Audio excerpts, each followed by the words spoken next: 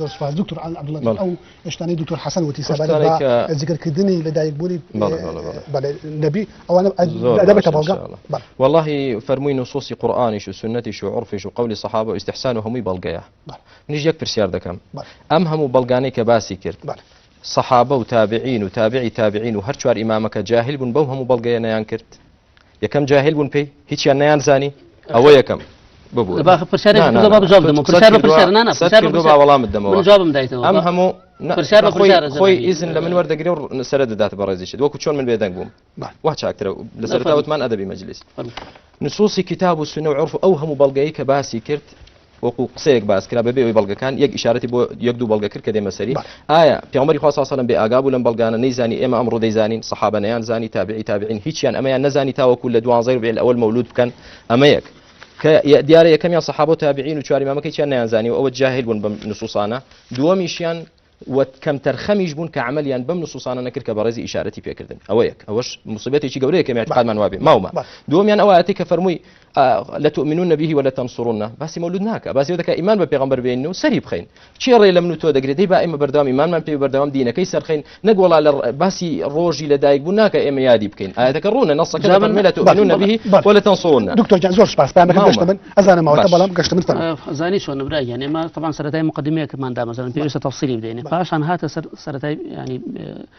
ولادتي في غمر صلى الله عليه وسلم والله بدو برسالي دكتور تشي يعني والله اويك في غمر عليه الصلاه والسلام كل دايق بو مجموعه لبلغي زور خوي تعالى اظهاري كتك بشارات نبوته ما نهمي مسلماته ايدي ام وقتي كيش كبرسالي لذا كان في غمر عليه الصلاه والسلام بالرجوع بالرجيد والشمه برسالي إذا كان يشفر ذلك يوم ولدت فيه يعني روجي كي جرنجا أبي اهتمامي في أبدا بدو الشواذ في غمص أصلا اهتمامي ده كان الشواذ كان شواذ عبادتك صومة صوم علامة أبوها ما عبادتك يعني تركتها أنجام مدري شو اشتك كباب عباداته دوهم مشان بقربا وبصدقاتك وقتك في غمر عليه الصلاة والسلام بعثتي مباركي أو أبو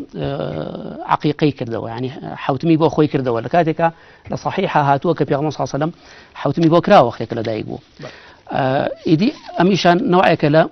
ياد كردنوي في غمر صلى الله عليه وسلم بو أخوي إنجا بلقي تريج لسروي كصحابة يدي كردوا من لقلوانيم كياد نكراوا يا صحابة يدي كردوا بس لهر سردمي كابل شوازي أخوي بيغمر صلى الله عليه وسلم لو زياتر شي بكاك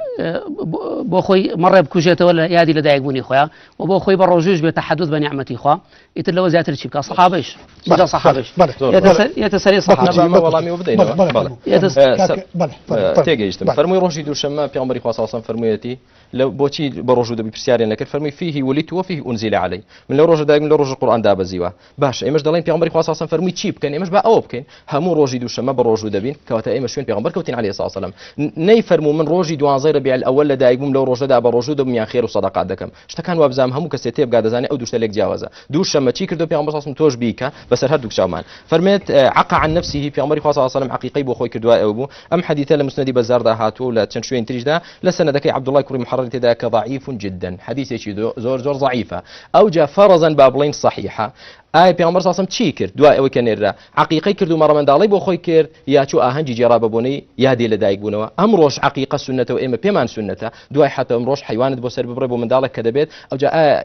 کەس ئینکاری عقیقەی نەکردووە ئینکاری مەولود دەکەین ئەفەرمێ سەحابە یادیان کردووە من بەلامەوە سەیرە لەلایەکەوە خۆتان دەڵێن نووسیوتانەکە یەکەم کەس مەلیک مظەفەرەدین ئەو ئاهەنگەی داهێنا و هەندێکی تر لەوانەیە کە دەڵێن مەولود داهات مەولود سنەتە و دروستە و واجبە دەڵێن فاتمیەکانی مصر دایان هێنا لەلای شەوە جەنابتان دەڵێن وەڵا صحابة كردويانا كما دام كردويانا مالن والله فلان كز داي هنا او جا سيوطي وسخاوي كومالك العلماء كدلين مولوديش دروستا خويان دلين مولود بدعيه كبلام حسن داهر راو سردم الصحابه نبوه اكواتا شلون مبلين صحابه كردويتي بلام بودا دم ولا زور بكوتيم دكتور اما كومالك زاناي تري غورمان هيدا جهان الاسلاميه وكو ابن حجر اسقلاني هروها وكو ابن حجر هتمي كومالك علماء غوريتر ام جورا زانايانا تاكيديان لسر ام يادك بحكم اوي بحكم اوي